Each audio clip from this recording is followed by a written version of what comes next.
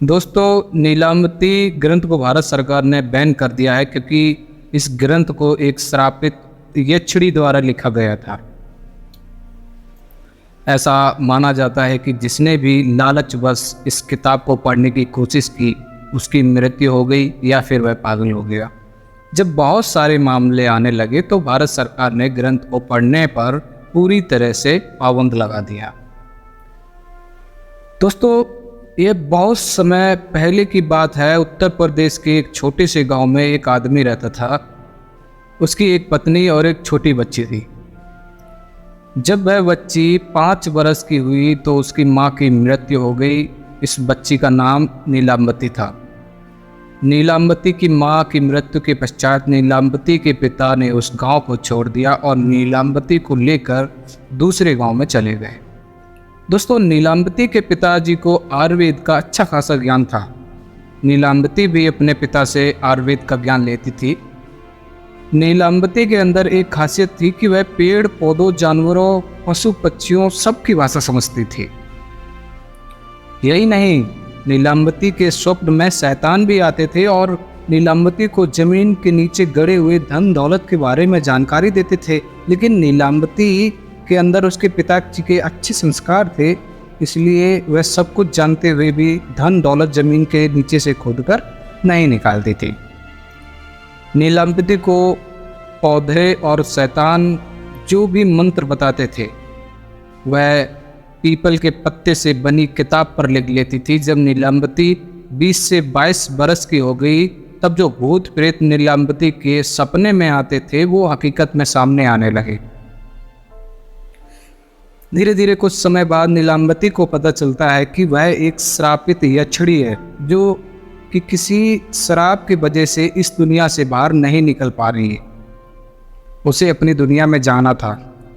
यह सब बात वह अपने पिताजी को बताती है। तब उसके पिताजी उससे कहते हैं कि बेटी, यदि तू इस दुनिया की नहीं है और किसी श्राप के कारण तू इस दुनिया में फंसी हुई है तो मैं तुझे नहीं रोकूंगा। तू स्वेच्छा से यहाँ जा सकती है, तू आराम से यहाँ से जा सकती है। फिर नीलाम्बती उस गांव को छोड़कर जाने लगी कि रास्ते में उसे एक व्यापारी मिलता है और नीलाम्बती उस व्यापारी से दूसरे गांव में जाने के लिए कहती है, क्योंकि नीलाम्बती को एक अच्छी आत्मा ने बताया था कि यहाँ से लगभग 35 मील दूर पर तुम्हें एक गांव मिलेगा और उस गांव में तुम्हें एक बरगद का पेड़ मिलेगा। वहीं से तुम्हें अपनी दुनिया में जाने का रास्ता मिलेगा। इसके अलावा तुम्हें अपने रक्त के साथ साथ पशु पक्षियों की बलि देनी होगी। इसी को ध्यान में रखते हुए वह नीलाम्बती उस व्यापारी से उस गांव में चलने के लिए कहती है। व्यापारी नीलाम्बती को देखकर मंत्रमुग्ध हो जाता है और कहता है कि मैं तुम्हें उस गांव में छोड़ दूंगा, लेकिन बदले में तुम्हें मुझसे शादी करनी पड़ेगी।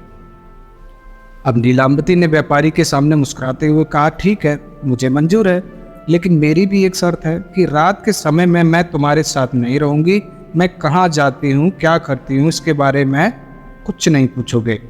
व्यापारी ने कहा, ठीक है, मुझे मंजूर है।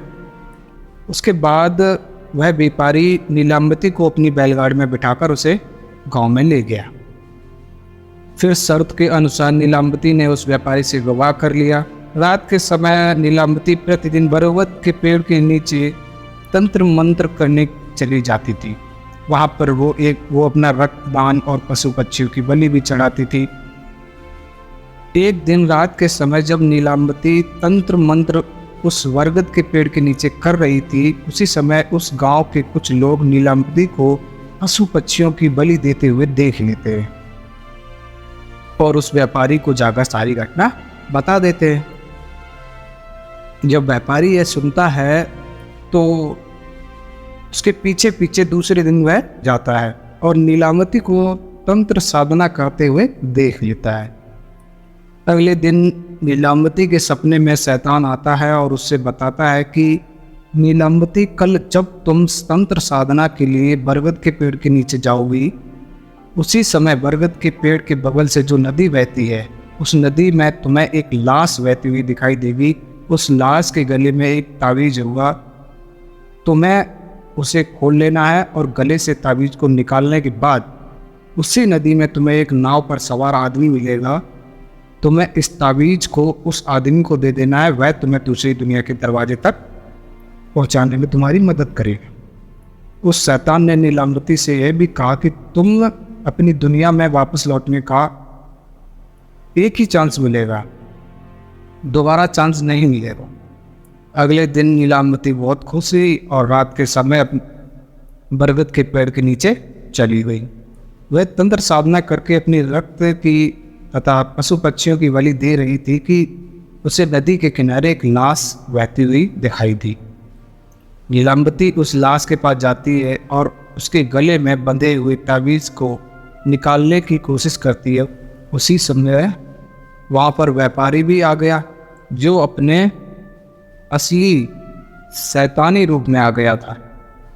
वह तावीज़ की पहली गांठ खोल पाई थी, दूसरा खोलने ही वाली थी कि वहाँ गांव वाले आ गए और नीलाम्बती को नर व्यक्ति समझकर कहने लगे कि ये दोनों शैतान हैं, ये दोनों तो सभी गांव वालों को मार डालेंगे, अतः इन दोनों को मार डालो। सभी गांव वालों ने अपने अपने हथियार लेकर दोनों को दौड़ा लिया। नीलाम्बती तो बच गई, लेकिन गांव वालों ने उस राक्षस को मार गिराया। राक्षस होने की वजह से वह दोबारा जीवित हो उठा और नीलाम्बती के पास आकर बोला कि तुम मुझे ये किताब दे दो जिसमें तुमने मंत्रों को लिखा है और मुझे कुछ नहीं चाहिए। तब नीलाम्बती ने सोचा यदि यह किताब इस शैतान को मिल गई तो ये दुनिया के लिए अनर्थ साबित हो सकता है, और नीलाम्बती ने उस किताब को श्रापित करते हुए कहा कि जिसने भी लालच में आकर इस किताब को पूरा पढ़ लिया उसकी तुरंत मृत्यु हो जाएगी, और जिसने इस किताब को आधा पढ़कर बीच में ही छोड़ दिया वह पागल हो जाएगा। यह कहकर नीलाम्बती उस किताब को लेकर भाग गई। उसके बाद नीलाम्बती का आज तक पता नहीं चला वह कहाँ गई।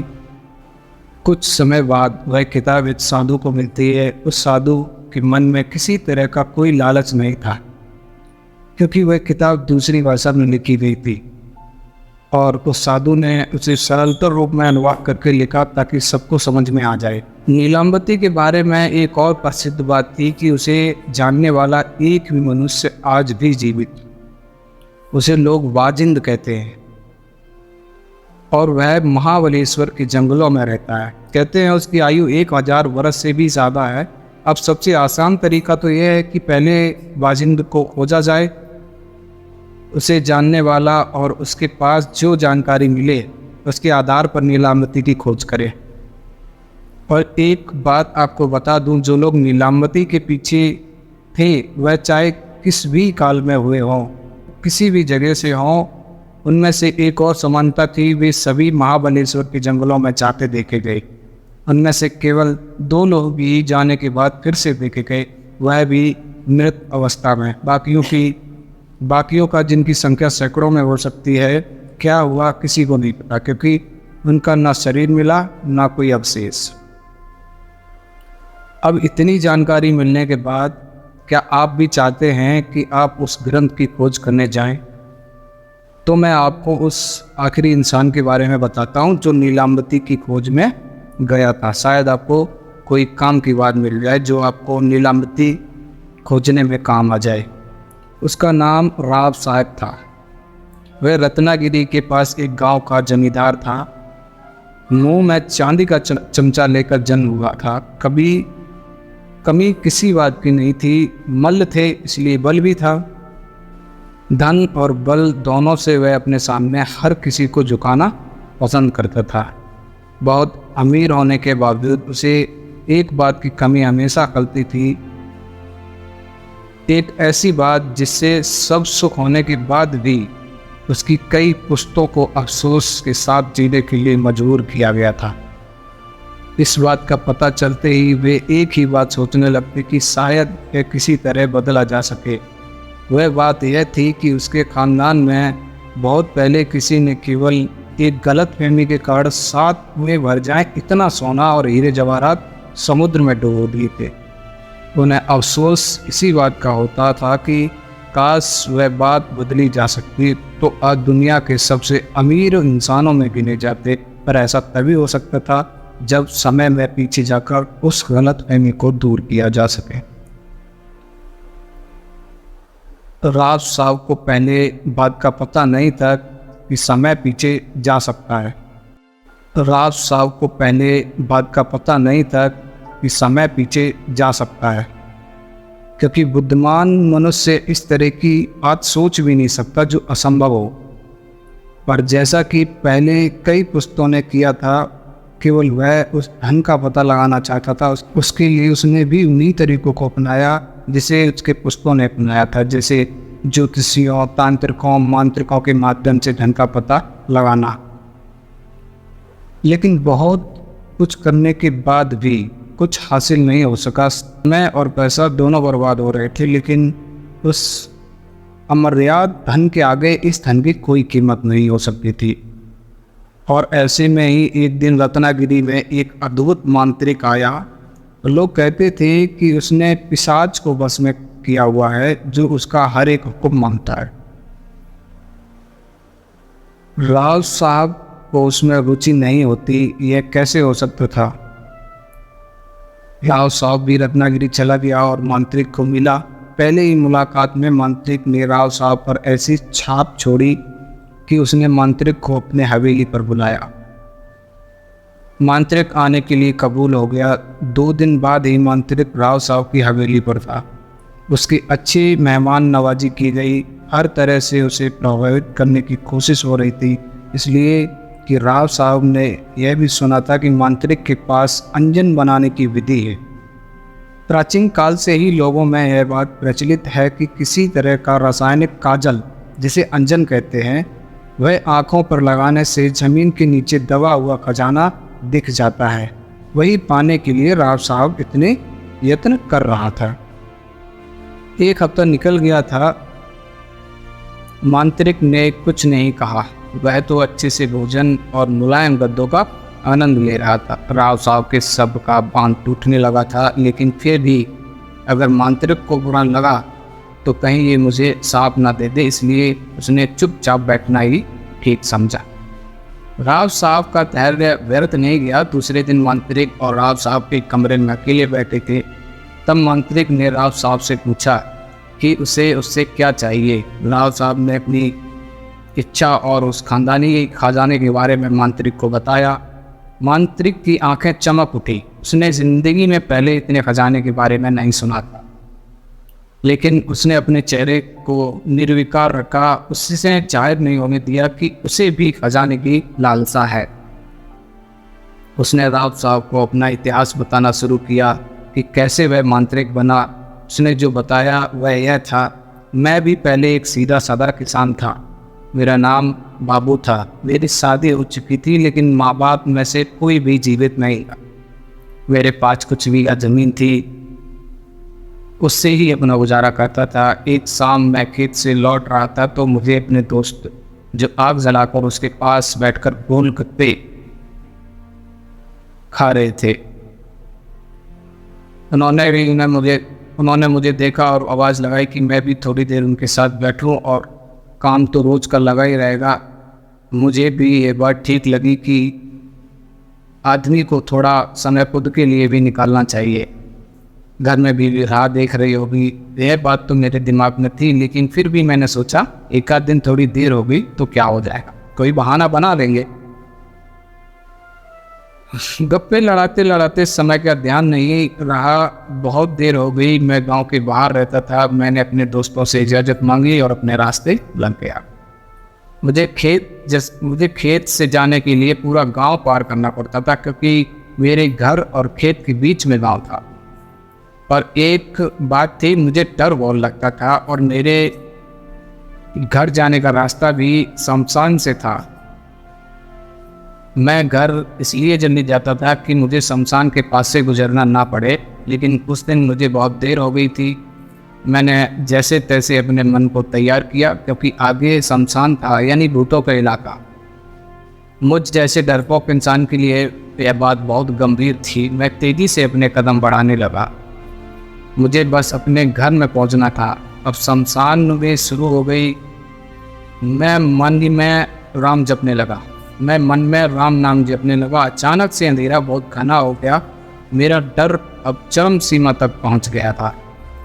मुझे अब इतना डर लगने लग रहा था कि मुझे अब इतना ज़्यादा डर लग रहा था कि अब इसी डर के कारण मेरी मौत ना हो जाए, इस बात की चिंता होने लगी थी। शमशान के सन्नाटे को उल्लुओं की आवाज़ भंग कर रही थी, जिससे माहौल और भी डरावना हो गया। तभी अचानक से किसी की चीखने की आवाज़ आई। डर की एक तेज लहर मेरे सीने से दौड़ गई। मैं जगह पर ही खड़ा रहा। दूर कहीं कुछ चमक रहा था। लगता था कि किसी की चिता जल रही थी। अब मेरी हालत इतनी गंभीर हो गई कि मेरे सीने में तेज दर्द होने लगा। मेरी सांस तेजी से चलने लगी और धड़कनें सामान्य से दुगनी हो गई। मुझे फिर भी वैसी चीख सुनाई नहीं दी। कम से कम मुझे तो ऐसा ही लग रहा था कि वह चीख नहीं थी, वह तांत्रिक उसे पुकार रहा था। मैं सोच में पड़ गया कि क्या करना चाहिए। मुझे तांत्रिक के पास जाना चाहिए या अपनी जान बचाकर भागना चाहिए। मैंने निर्णय किया कि वह अपनी जान बचाएगा। मैं भागने लगा। मुझे जल्दी से अपने घर जाना था, जहाँ मैं खुद को महफूज मानता था। थोड़ी ही दूर गया था कि वह तांत्रिक मेरे आगे ही प्रकट हो गया। अब तो मुझे लगा कि मैं पक्का मर जाऊंगा, लेकिन तांत्रिक ने अपना अंगूठा मेरे माथे पर लगाकर मुझे शांत किया। मुझे बहुत आश्चर्य लग रहा था कि मेरा डर न जाने कहाँ गया।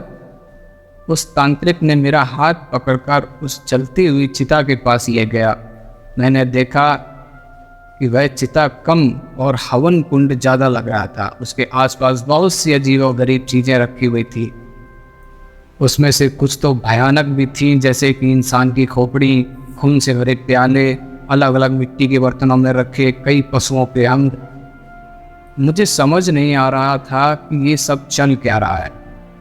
मैंने तांत्रिक को पूछने का सोचा, लेकिन तांत्रिक ने जैसे मेरी इच्छा भांप ली। उसने मुंह पर उंगली रखते हुए इशारे से चुप रहने के लिए कहा।